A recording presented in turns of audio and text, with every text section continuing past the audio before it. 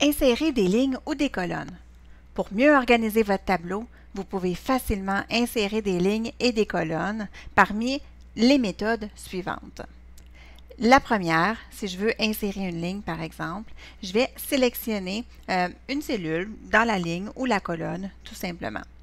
Ensuite, ce que je vais faire, c'est que dans l'onglet Accueil, je vais aller dans le groupe Cellules et ensuite, je vais cliquer sur la flèche du bouton Insérer ou Insertion, tout dépendant de ce que vous avez dans la suite Office comme version.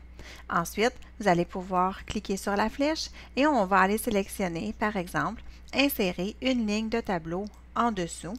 Et je vais avoir une deuxième ligne de tableau qui va être ici. C'est une ligne blanche, c'est normal. Donc, on alterne entre, dans mon tableau, une ligne blanche et une ligne bleue.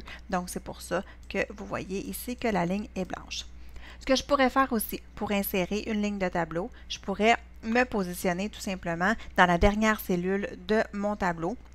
Et ensuite, soit appuyer sur la touche Retour de mon clavier ou sur la touche Tab pour pouvoir avoir une deuxième ligne qui s'insère. Donc, je peux appuyer à plusieurs reprises sur la touche Tab pour avoir une autre ligne de tableau qui s'insère. Ce que je peux faire aussi, c'est appuyer tout simplement sur le bouton droit de la souris.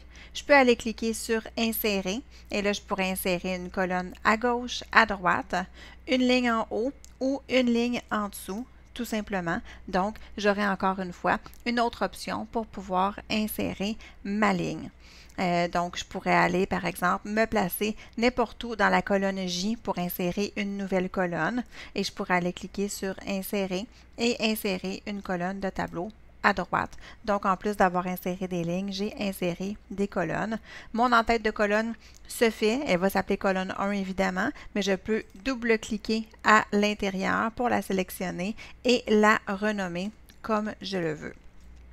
Ensuite, ce qui est possible de faire, vraiment très facile, c'est d'utiliser la poignée de redimensionnement qu'on voit juste ici dans le coin inférieur droit de notre tableau. Donc, vous voyez qu'il y a une espèce de petite forme bleu foncé qui se retrouve ici.